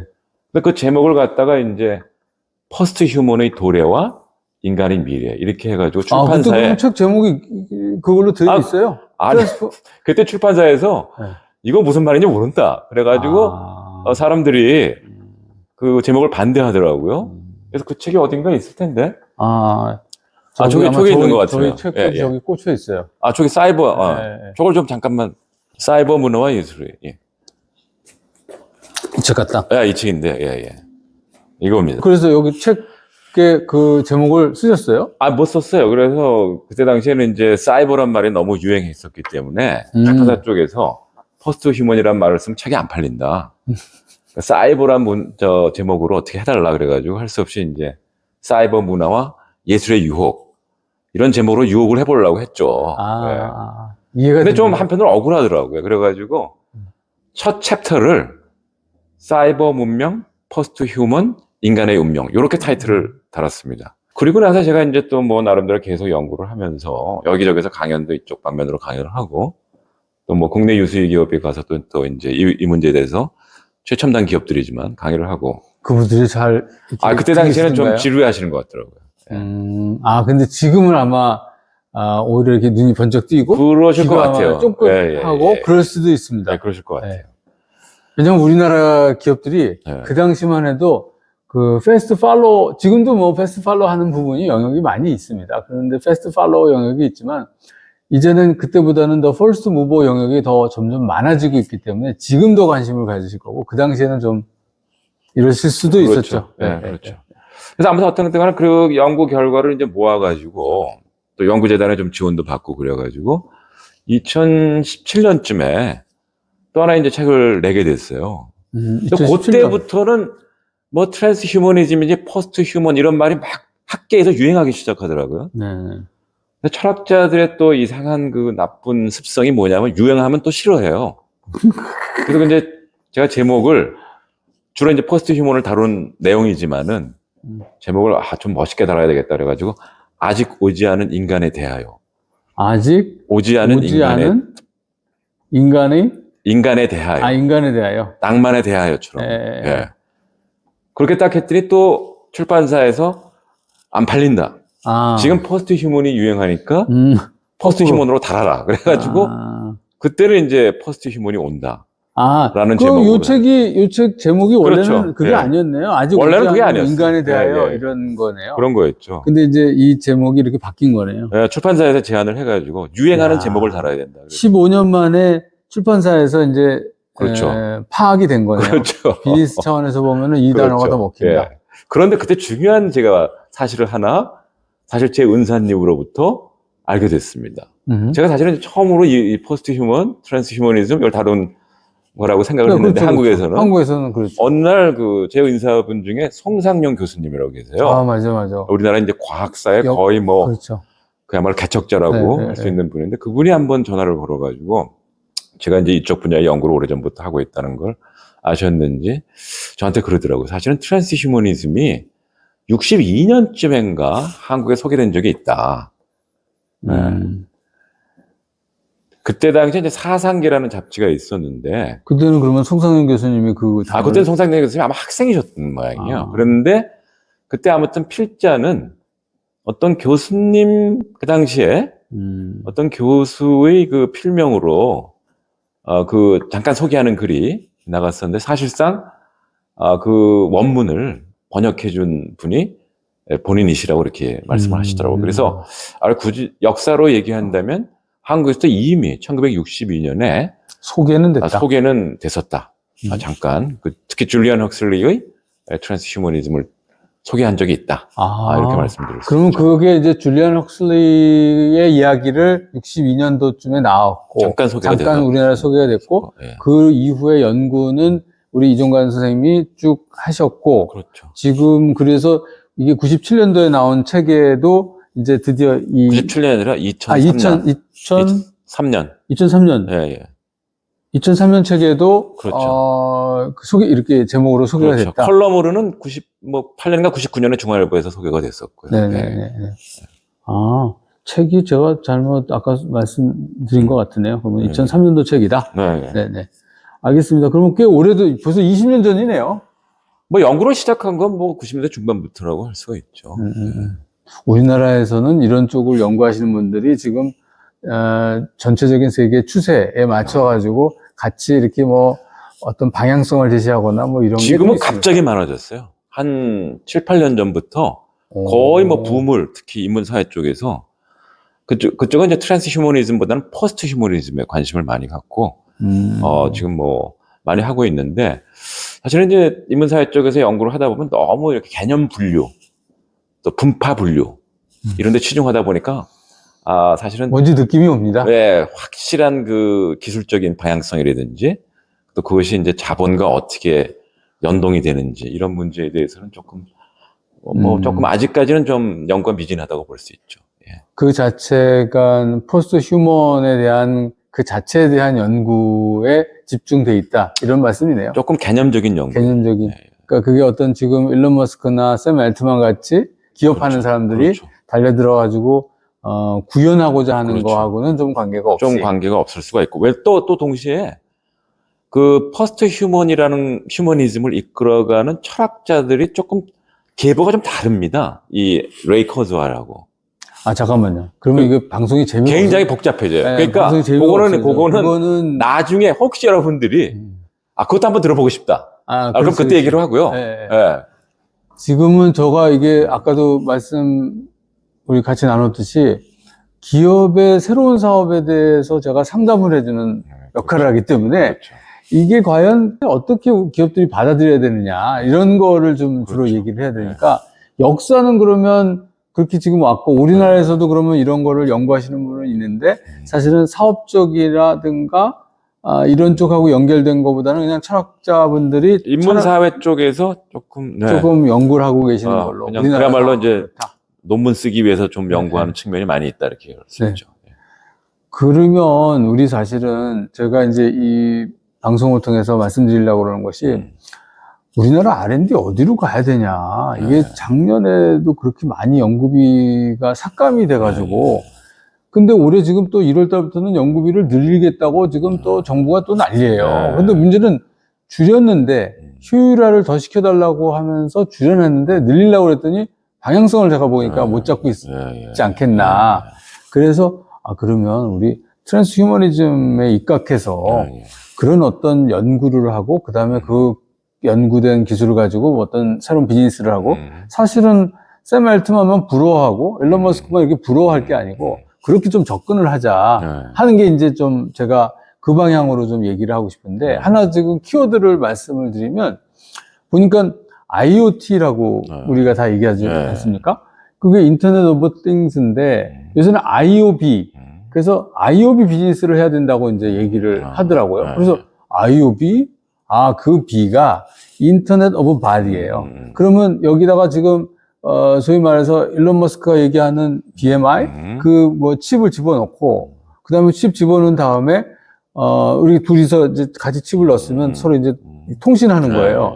이런 과정이 앞으로 전개가 될 거다라고 해서 이제 그렇게 전개를 시키려고 하는 움직임이 있어 보이는데 이랬을 적에 이 트랜스 휴머니즘을 가지고 어떤 비즈니스 뭐 연구 방향이랄까 이런 것들을 좀 같이들 얘기하면 관심 있어 하시지 않을까라는 생각이 듭니다. 어떨까요? 그걸 얘기를 해야죠. 그걸 얘기를 하는데 그걸 미리 얘기하면은 그런가요 또? 근데 미리 얘기하면 사실은 너무 내용이 소진될 뿐만 아니라 사실은 그런 걸 하기 위해서는 이 트랜스 휴머니즘의 근본적인 세계관 그걸 얘기를 해야 되는데 그걸 얘기를 하면 철학적으로 너무 깊기 때문에 1차적으로는 트랜스 휴머니즘이 가지고 있는 표면적인 어떤 방향성 이런 걸 좀 몇 가지로 좀 요약을 해서 아주 좋죠. 얘기를 하면서 그럼 예를 들어서 지금 말씀하신 IOB 같은 것도 그 트랜스 휴머니즘이 갖고 있는 여러 가지 방향성 중에 하나거든요. 그렇겠죠. 뭐 트랜스 휴머니즘과 동치인 것은 아니고 그래서 트랜스 휴머니즘이 가지고 있는 어떤 그 미래 전망으로서의 내용을 좀 몇 가지 방향성으로 좀 요약을 해보는 게 좋지 않을까 싶고요. 자, 그러면 그거를 요약을 이제 역사 얘기는 사실 레이 커즈와이를 중심으로 해서 이제 많이 커졌다. 그 다음에 서양은 다른 나라에서는 이거 관련된 여러 가지 이야기들이 나오고 있는데 관련된 우리나라에서는 나오기 시작한 지 얼마 안 됐고 이제 막 얘기를 하고 있는데 이게 사실은 뭐 철학계의 어떤 개념적인 차원에서 얘기만 되고 있다. 그런 얘기 해주셨으니까 어떨까요? 지금 여기까지 좀 하고 그리고 트랜스 휴머니즘의 방향성에 대해서 얘기를 하는 걸로 그래서 여기까지 끊어봅시다. 이제는 트랜스 휴머니즘이 뭐 그런 게 있나?가 아니라 트랜스 휴머니즘으로 가는 세상에 우리는 들어온 것 같습니다. 들어왔기 때문에 앞으로 트랜스 휴머니즘이 그럼 어떻게 전개가 더 될지 깊숙하게 어떻게 전개가 될지를 알아야지 우리가 비즈니스 하는 사람들도 인사이트를 찾을 수 있기 때문에 그런 분들한테 좀 도움이 될 만한 그래도 이런 거 쪽의 방향으로 지금 가고 있다. 그런 얘기를 좀 해주시면 감사하겠습니다. 그렇죠. 가장 뭐 조금 이해되기 쉬운 그런 특징, 방향성 뭐 이런 걸 중심으로 한번 얘기를 해보도록 하죠. 첫 번째는 이제 트랜스 휴머니즘도 사실은 그 미래를 전망하고 미래로 만들려고 하는 그런 어떤 거대한 움직임이 있다기에 이들은 일단 역사, 문명을 보는 관점이 사실은 기존과 좀 다릅니다. 특히 이들은 이제 뭐 거의 과학기술 결정론이라고 얘기를 했어요. 인간의 역사, 문명은 과학기술이 결정하고 있다. 아니 신이 결정해 주시는 건데 아니죠. 이제 완전히 바뀌었습니다. 근데 사실은 이제 근대 계몽주의가 그러한 관점에서 역사를 바라보고 있거든요. 근데 그걸 이 사람들은 이제 이성이라는 걸 응용 이성이다 이렇게 보고 있어요. 과학기술을 근대 계몽주의는 이제 이성을 중심으로 해서 역사를 파악했었는데 이 사람들은 과학기술을 중심으로 해가지고 과학기술이 역사의 발전을 결정한다라고 보고 있고 과학기술을 응용 이성이다 이렇게 보고 있습니다. 그다음에 두 번째로는 역시 이제 과학기술적인 관점에서 역사를 분석하다 보니까 그 과학기술이 어떻게 발전하고 있는가 그 양상을 이 사람들이 조금 더 양적인 방식으로 관찰을 하면서 이제 나름대로 법칙을 도출해내고 있거든요. 첫 번째로 이제 이 사람들이 가지고 있는 특징을 특히 역사가 전개되는 양상의 관점에서 보면은 이 과학기술의 발전이 거듭 제곱 속도로 발전한다는 거죠. 지수함수. 네, 지수함수로. 네. 조금 어려운 말로는 지수함수, 일반인들이 알아듣기 쉬운 말로는 거듭 제곱, 더 알아듣기 쉬운 말로는 가속 발전. 가속 발전. 예, 예. 이게 굉장히 중요한 겁니다. 그러니까 뭐 원어로는 exponential growth라고 얘기를 하는데 그런데 이게 재밌어요. 이 가속 발전을 그래프로 그리면 어떻게 됩니까? 어떻게 되죠? 포물선 이렇게 되는 거잖아요. 이차 함수. 2차 함수가 되죠. X제곱. 예, 예. 2차 함수가 되니까 이 사람들은 이제 과학기술의 발전을 적어도 1900년대 초부터 지금까지를 이렇게 과학기술의 발전을 통계학적으로 분석을 해보니까 이게 2차 함수의 발전 속도를 보인단 말이죠. 그럼 2차 함수는 어떻게 되냐면 어떻게 되죠? 가다 보면 점점 수직에 가까워지게 올라가잖아요. 맞아요. 네. 그러니까 2차 함수 그래프를 딱 그려보면 어느 시점에서 수직에 가까운 상승이 나타나는 그 지점을 이 사람들이 수학적인 개념을 빌려가지고 특이점이라고 부르는 거예요. 그걸 영어로 이제 singularity라고 그러죠. 네, 네. 이게 굉장히 중요합니다. 네, 네. 그러니까 첫 번째, 역사는 과학기술이 결정한다. 두 번째는 근대 이후에 과학기술의 발전 양상은 뭐 지수함수, 쉽게는 가속 발전이다. 근데 가속 발전을 수학적 그래프로 표시해 보면 2차 함수 그래프가 나타나니까 2차 함수 그래프를 그려면 어느 시점에서 수직 상승이 일어난다는 거죠. 그래서 그 수직 상승하는 시점을 이 사람들이 아까 얘기한 통계학적인 방식으로 추적을 해서 계산을 해보니까 결과적으로는 2045년으로 포착이 되는 거예요. 그래서 2045년을 레이 커즈와일이 특이점이 오는 시점이다. 이렇게 이제 확신을 갖고 얘기를 하게 되는 거고, 그렇기 때문에 일론 머스크는 레이 커즈와일의 영향을 받아가지고 자기의 모든 사업의 완성을 2045년으로 보고 있는 거죠. 사실 왜 2045년인가 했어요. 네. 저거 왜 2045년이지? 우리나라에서도 그 미래 과학기술에 대해서 네. 예측을 정부가 하는데, 왜 2045년을 저렇게 특이점으로 잡았을까? 그냥 점쳐서 나온 게 아닙니다, 이게. 네. 함수로 계산을 해본 거네. 함수로 계산을 해본 거예요. 2045년은 그렇게 해서 얘기가 되는 것이고, 그걸 이제 영어로 singularity라고 그러고, 우리나라 말로는 특이점이라고 그러고, 원래는 수학이나 물리학에서 온 개념이다. 이건 좀 아시는 게 좋을 것 같고요. 말씀드릴 것은 융합이라는 개념입니다. 그리고 2045년이 어떤 시점이냐 하면은 첨단 기술이 다 융합되는 시점이에요, 이게. 전번 시간에도 말씀해 주셨듯이 컨버징 되는. 네, 컨버징 되는 게 나노, 그 다음에 바이올로지, 인포메이션 테크놀로지, 그리고 맨 처음에는 2002년은 코그니티브 사이언스. 그게 있어서 IC라고 얘기를 했었죠. 전번에 보고서, 그 보고서 한번 저희 화면에도 띄운 적이 있습니다. Converging Technology for Improving Human Performance. 부제가 이렇게 되는데요. 그래서 그거를 하나 이제 또 기억을 하셔야 되고. 그런데 이제 요걸 제가 화면에 띄워드릴 텐데, 아주 오래전에 그 트랜스 휴머니즘이 갖고 있는 역사관, 또 미래 전망, 그 다음에 그 이후에 인간이 어떠한 방식으로 변할 것인가 라는 것을 아주 잘 요약해 준 그러한 그래픽이 하나 있어요. 거기 보면 이렇게 됩니다. 그 X축하고 Y축으로. 이 사람들 아무튼 과학기술자이기 때문에 전부 과학기술적으로 표현을 해요. 그 X축과 Y축으로 이렇게 그려놓고, X축은 뭐냐 하면은 시간이 지나면서 점차 융합이 이루어지는 그 시간의 흐름을, 시계열을 나타내고요. 또 Y축은 그러한 컨버징이 되면서 점차 싱글러리티에 가까우면서 얼마나 이러한 그 기술의 발전과 융합이 경제에 기여할 것인가, 그걸 보여주는 축이 또 Y축입니다.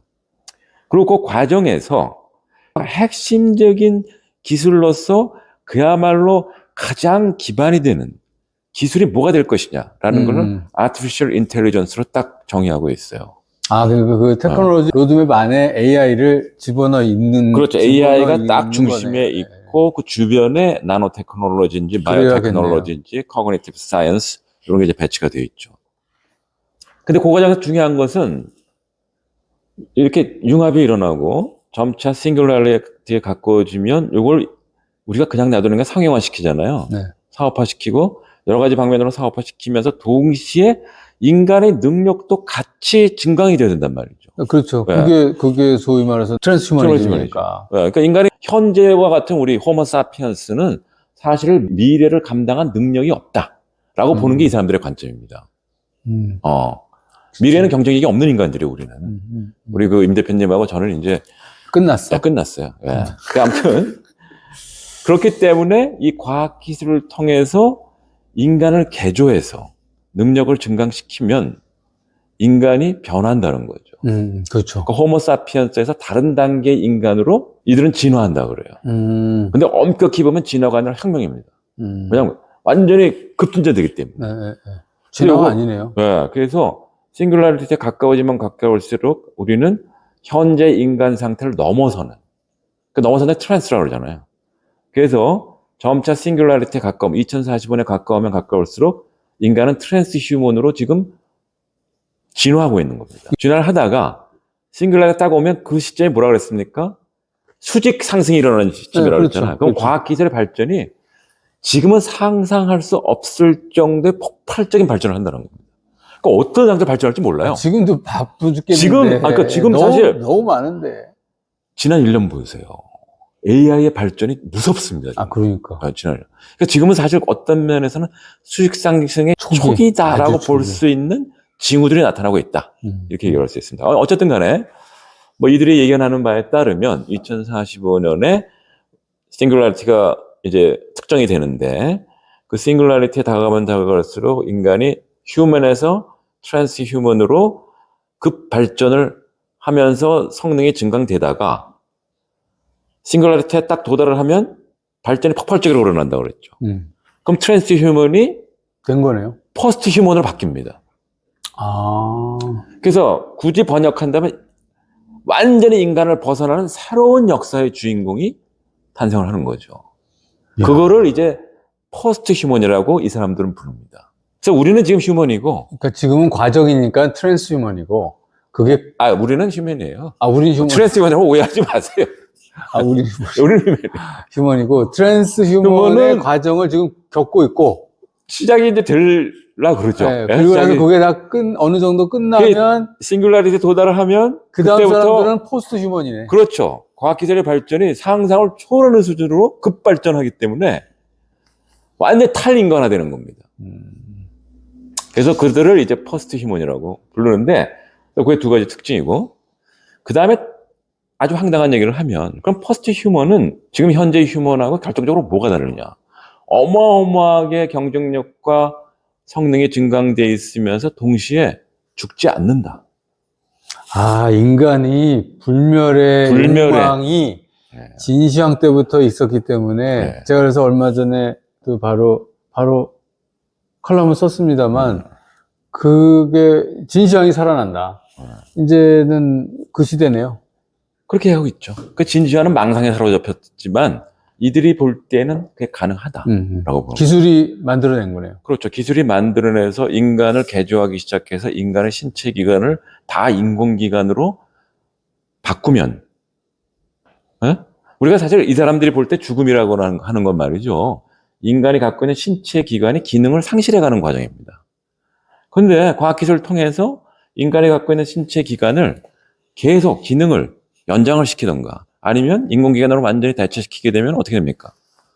계속 사는 거죠. 예. 그래서 2045년 이후에 우리는 레이 코어드는 그러죠. 이터널 라이프를 산다. 그 말을 받아가지고 유발 하라리가 괜히 라틴어로 썼어요. 히브리 대학 교수잖아요. 그러니까 호모 데우스라고 신이 된 인간. 아. 그래서 책을 또 엄청나게 막말로 팔았죠. 예. 뭐 막말도 안 해요. 그래서 호모데우스가 이제 등장을 네. 하는 거네. 그러니까 호모데우스는 사실은 레이 쿠어절이 이미 했는 얘기예요. 이렇게 멋있게. 레이 쿠어절은 라틴어를 모르니까 그냥 이터널 라이프 이렇게 얘기를 했고, 이번 하라리는 라틴어를 배웠으니까 이제 호모데우스 이렇게 얘기를 한 거죠. 중국에서는 뭐 다른 게 또 하나 나올 수 뭐, 있겠네. 그렇죠. 얼마든지. 예. 그래서 그러면 그런 얘기들이 이렇게 전개가 되는 거네요. 그렇죠. 중요한 것은 이겁니다. 그런데 이걸 이제 우리가 뭐라 그러냐 하면은 정말 인간 능력을 혁명적으로 증강시키는 거라고 얘기를 하고, 그리고 혁명적으로 증강시키다 보면 우리가 불멸의 상태에 이르게 된다. 호모데우스가 된다. 이렇게 얘기를 하잖아요. 근데 그 호모데우스에 이르게 하는 방법이 두 가지가 있습니다. 하나는 좀 무식한 방법으로 조금 전에 말씀드린 대로 우리의 신체 기관을 인공신체 기관으로 바꾸는 거. 그러니까 심장도 인공심장, 신장도 인공신장, 뭐 위도 인공위장 이렇게 바꾸는 방법도 있고, 근데 무식한 방법이에요. 진짜는 뭐냐면 뇌과학과 뇌공학이 발전을 하면, 현재로는 좀 불가능하지만 인간의 뇌를 사실상 연구를 해보니까 아주 간략하게 얘기를 하면 뉴런들이 사실은 이제 서로 시냅스를 통해 가지고 뭔가를 교환하는데, 궁극적으로 알고 봤더니 이게 전기 신호란 말이에요. 그렇죠. 네. 그럼 완벽하게 파악할 수 있다면 어떤 사람이 뇌를 어떻게 작동시키는가, 그 기본 원리를 파악할 수 있다는 거죠. 그럼 그거를 컴퓨터로 시뮬레이션 해낼 수 있다는 거예요. 네, 맞아요. 그런 거 프로그램으로 만들 수 있다는 거죠. 그러면 이 사람을 그 뇌의 작동 방식을 컴퓨터 프로그램을 그걸 이뮬레이션이라고 그러지 않습니까? 이뮬레이션 해서 컴퓨터로 옮겨 놓으면은 이 사람이, 나 이종관이라는 사람이 사실은 컴퓨터로 들어가게 되는 거죠. 그럼 이종관의 몸은 죽어도 이종관이라고는 자아는 산다. 이게 진짜 세련된 방식이죠. 무식하게 신체 기관을 바꾸는 것보다. 뭐 그런 걸 이제 마인드 업로드 라고 얘기를 하고. 근데 여기 지금은 황당한 얘기인데요.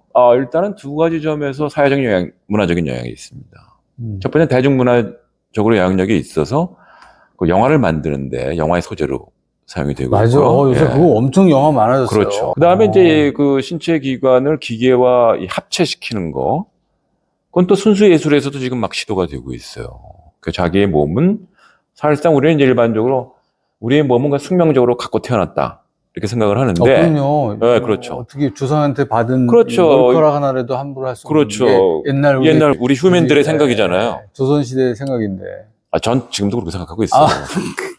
그런데 지금 봤더니 뭐 의학적으로 어느 정도 우리가 신체를 개조하는 것도 가능하고, 뭐 성형수술 같은 걸 통해 가지고 이제는 기계를 통해 가지고 기계와 인간의 신체를 합체시킴으로써 몸을 변형시킬 수 있단 말이죠. 그걸 이제 예술 작품으로 표현하는 사람들이 있습니다. 이 사람들은 이제 포스트 휴먼 아티스트 이렇게 부르는데, 그런 방향에서 영향도 있고요. 또 결정적으로 비즈니스에서는 지금 일론 머스크가 하고 있죠. 맞아요. 일론 머스크의 뉴럴링크가 바로 이 아이디어를 받아가지고, 사실은 아무도 황당무계하다고 별로 적극적으로 하지 않은 것을 지금 본격적으로 하고 있어요. 하고 있는 거죠. 자, 그런 측면이 있고요. 그래서 이제 그것도 한번 우리가 생각을 해봐야 되고, 그래서 2020년 CNBS인가요? 미국의 뭐죠? 왜 기억력이 안 좋아져가지고. CNN 말고 CNBC인가요? 2021년에 이 소위 그 인간 불면 프로젝트에 얼마나 그 실리콘밸리의 갑부들이 관심을 갖고 있는가에 대해서 보도를 한 적이 있고요. 그 대표적인 인물로 뭐 일론 머스크도 물론이고, 그 아마존의 그 창립자인 제프 베이조스도 굉장히 관심을 갖고 있다. 그리고 이쪽으로 많이 펀딩이 되고 있다. 이런 걸 보도한 적이 있습니다. 그러니까 뭘 많이 가지면요, 불멸이 되고 싶을 것 같습니다. 그러니까 지금 소위 그걸 가팜이라고 그러잖아요. 구글, 아마존, 그렇죠. 그 다음에 뭐 페이스북, 그 다음에 뭐 애플, 그 다음에 M이 뭐였더라? 마이크로소프트. 그래서 가팜들의 그 부자들이, 그 기업가들, 그 거인들이 전부 다 이제 불멸에 관심을 갖는 거죠. 네. 그런데 그것이 나오는 또 좋은 이펙트도 있어요. 부수 효과들이 있는데 이런 걸 의학적으로 활용하면 불멸까지는 안 가더라도 의학적으로 활용하면은 제한적인 범위에서 뭐 예를 들어 장애 문제라든지 이런 걸 치료할 수 지금 있는 일론 머스크가 주장하고 한편으로는 있는 그런 거죠. 근데 이제 사실상 트랜스휴머니들이 갖고 있는 궁극적인 어떤 전망은 인간을 완전히 바꾸겠다는 겁니다. 예. 근데 물론 이제 시간이 얼마나 걸릴지 현장에서 모르지만. 현장에서 이거를 연구하고 있는 이제 브레인 머신 뭐 인터페이스라고 그러기도 하고 네, 네. BMI. 예, BMI, 브레인 컴퓨터 인터페이스라고 하기도 하는데 뭐 그분들은 이거 너무 과학하다라고 해서 이걸 의학적으로 활용하는 걸로 좀 제한하는 게 어떠냐 이런 의견들도 있으신데 그건 이제 사회가 이 문제를 어떻게 보느냐에 따라서 맞아. 그 방향이 결정될 것 같습니다. 예. 결과적으로 그 미래에 대한 이야기를 할 적에 공급자들이 생각하는 거하고 사회에서 과학기술자들이 생각하는 거하고 그렇죠. 사회가 생각하는 거하고 서로 다른데 과학기술자들이 생각하는 방향으로만 가면은 그야말로 그렇죠. 앞으로 얼마 있다가 이게 사람인지 이게 로봇인지 모르는 상황을 만들어진다는 거고 그 다음에 또 인간들이 우리가 사람들이 생각할 적에 야 여기까지는 좀 너무 심한 거 아니냐? 그렇지. 지금 뭐 AI도 여러 가지 윤리 문제나 그렇죠, 이런 거 가지고 그렇죠. 자꾸 막겠다 이런 거를 하는 것처럼 해서 사회와 소위 말해서 과학기술자들의 과학기술의 그 어떤 접점이 그렇죠. 만들어지면서 그게 이제 우리의 미래가 그렇죠. 되겠죠. 예. 그러니까 과학기술자들이 좋은 취지를 갖고 기술을 개발을 해도 그 취지가 사회적으로 문화적으로 꼭 관철되는 게 아니에요. 그렇죠. 이 사회 문화가 어떻게 형성되느냐에 따라서 과학기술이 전혀 그 과학기술자들이 개발을 해온 취지와는 달리 완전히 다른 방향으로 발전할 수가 있습니다. 그러니까 그거를 우리가 좀 주시해 볼 필요가 있어요. 예. 또 하나의 특징. 그래서 이제 이러한 그 트랜스휴머니스트들의 입장을 한마디로 요약한다면 엔지니어링 오브 휴먼이라고 얘기할 수 있어요. 인간의 공학화. 맞아요. 예. 그렇네. 사실 엔지니어링 오브 휴먼과 대비되는 개념이 엔지니어링 포 휴먼이거든요. 인간을 위한 공학. 네. 그건 나중에 이제 기회가 있으면 말씀드릴 거고요. 아무튼 이들이 갖고 있는 입장은 자기들도 모르는 사이에 인간을 공학화하는 관점이다. 라고 볼 수가 있는 거죠. 마지막으로 이제 한마디만 얘기를 한다면 이들의 입장은 속성의 공학이다. 라고 했어요. 속성의 공학이다. 모든 것을 공학을 동원해서 빨리 이룩하면 그것이 최적의 상태고 그것이 곧 유토피아로 가는 길이다. 그런 의미에서 속성의 공학이다. 이렇게 이들의 입장을 압축해 볼 수 있을 것 같고요. 그럼 속성의 공학과 대비되는 게 뭐냐? 그럼 숙성의 미학이다. 이렇게 얘기할 수 있죠. 네. 그 개념 잘 이해를 안 되면 요것만 얘기하고 끝내죠. 네, 속성. 그러니까 이 속성 그러면 이게 그러니까 속성이라는 게 어떤 성격을 얘기하는 것도 속성을 우리가 얘기하는 어트리뷰트. 빠른 걸 얘기하는 거죠. 빠른 거. 우리나라 사람들이 우리나라 기업들이 제일 잘하는 게 빠른 속성의 공학이죠. 네, 빠른 건데.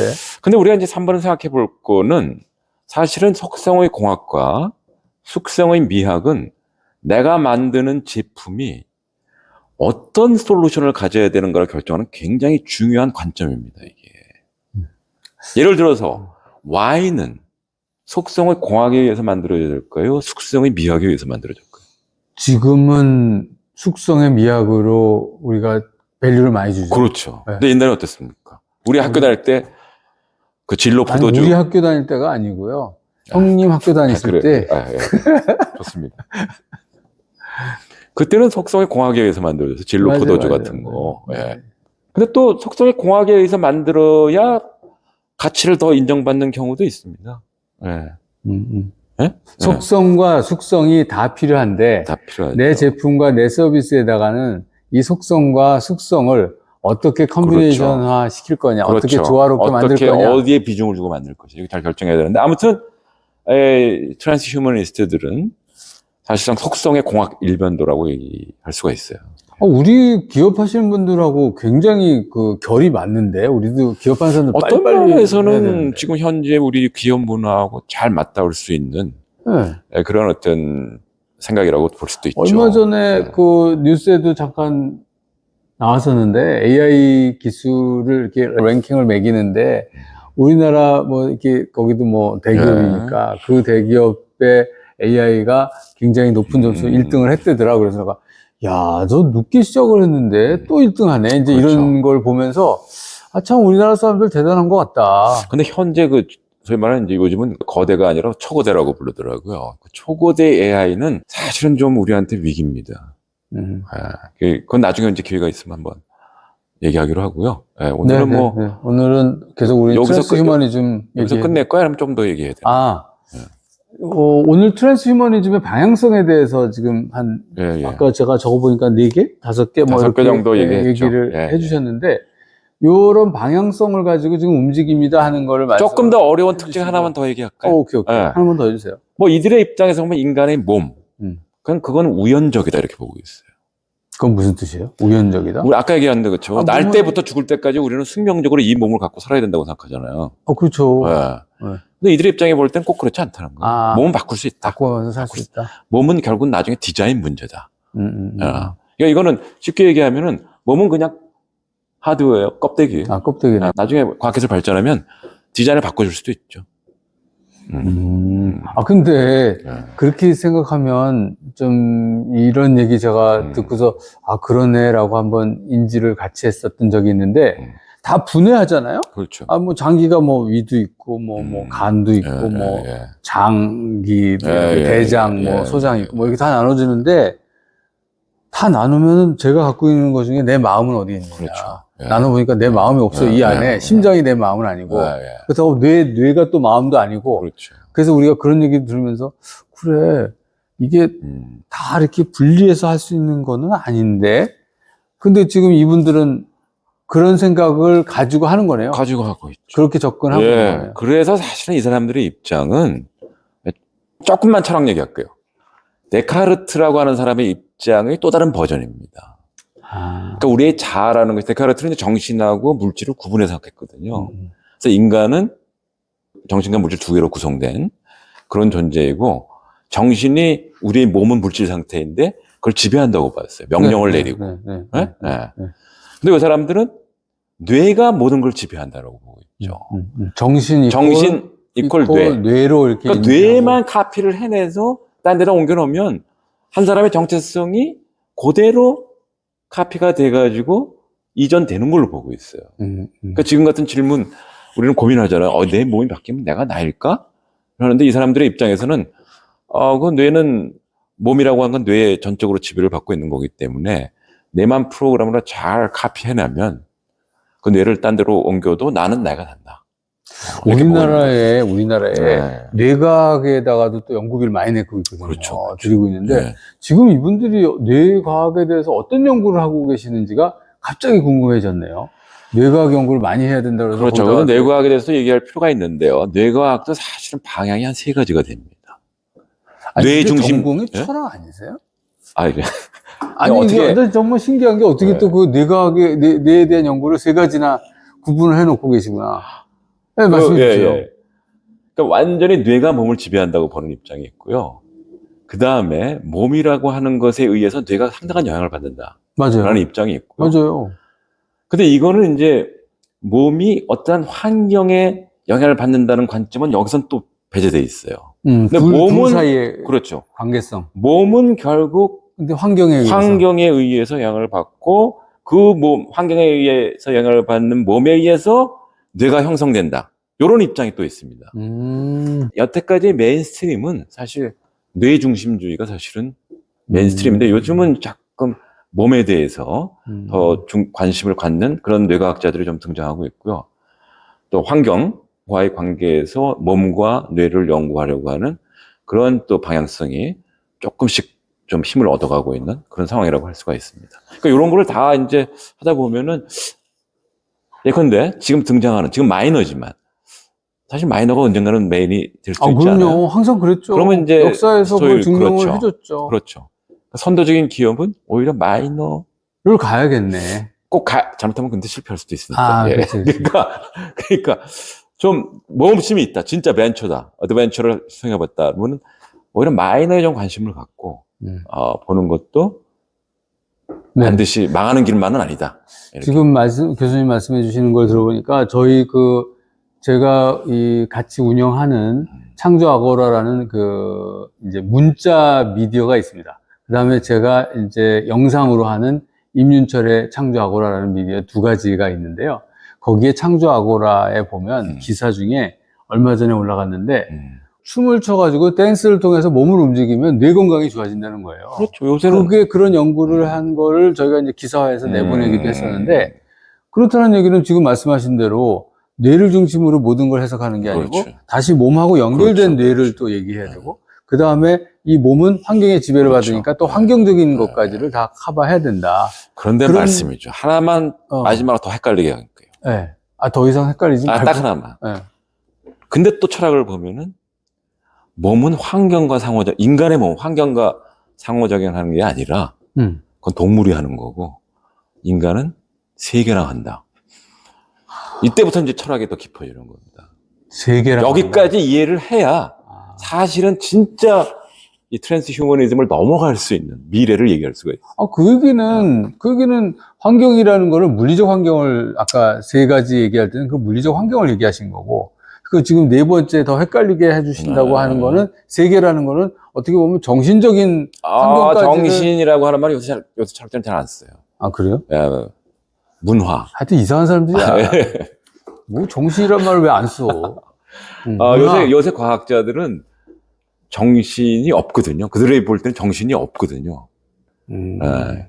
정신없이 산다? 그러니까 정신을 얘기하다가 잘못하다가는 완전히 구시대적인 인간으로 몰리니까 요새 철학자들은 정신이란 말을 철학적인 용어에서는 사실은 안 쓰고 다른 말로 써요. 그건 나중에 언제 한번 한번 또 그 얘기 하시고요. 오늘 제가 그러면 조금 정리를 해보면 트랜스휴머니즘에 대해서 전반적인 6가지 경향, 6가지의 움직임 이런 것들을 말씀해 주셨는데, 맨 마지막에 아주 중요한 말씀을 해주셨는데, 우리 기업들이 사실은 이거 우리 늦었는데, 우리 이거 언제부터 시작을 해야 되지?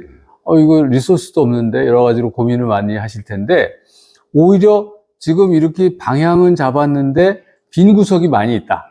그 빈 구석에서 뭔가 좀 더 독창적인 거로 하면은 우리가 갈 길이 있지 않겠냐. 한번 그런 쪽에 도전을 한번 해보시는 게 어떻겠습니까? 하는 게 아마 우리 교수님이 기업하시는 분들한테 전달하는 메시지로, 그 기업하시는 분들, 연구하시는 분들한테 전달하는 메시지로 그렇게 받아주시면 감사하겠습니다.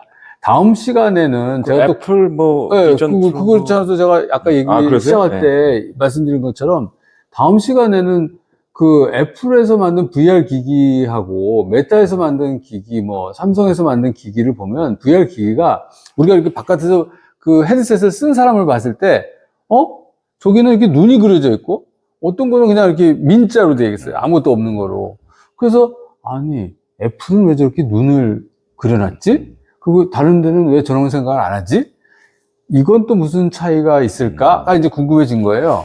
그래서 아주 예리하게 잘 보셨네요. 두 기기가. 그 기기는 똑같은데 한쪽에는 눈을 그려놓고 그려놨는지 그것도 이제 디스플레이로 보여주는 거겠지만 어디는 눈이 없어요. 그러면 이걸 왜 이랬을까? 라는 그냥 질문. 왜 그랬을까요? 그건 아주 예리하게 보셨는데, 딴 사람들은 애플 그 비전 프로하고 메타라든지 아니면 삼성에서 낸 그 VR 기기가 그 눈이 그 거기 나타나느냐 안 나타나느냐 차이가 있다는 걸 잘 몰라요.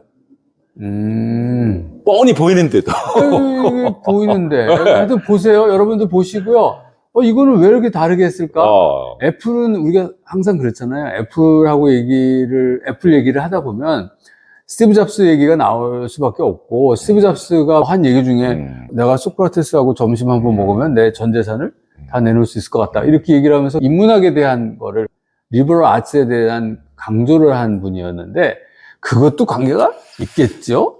있죠. 있고, 사실 그거 굉장히 재밌습니다. 지금 애플이 왜, 거기가 눈을 그려놓은 건 아니고요. 잠깐. 예. 근데 지금 우리 시간 다 된 것 같아요. 이게 지금 녹화 시간 길어지면 또 그렇죠. 재미가 없어져. 이게 왜냐면 또 지루해서 안 봐지거든요. 그런가요? 예. 안 보시거든요. 예.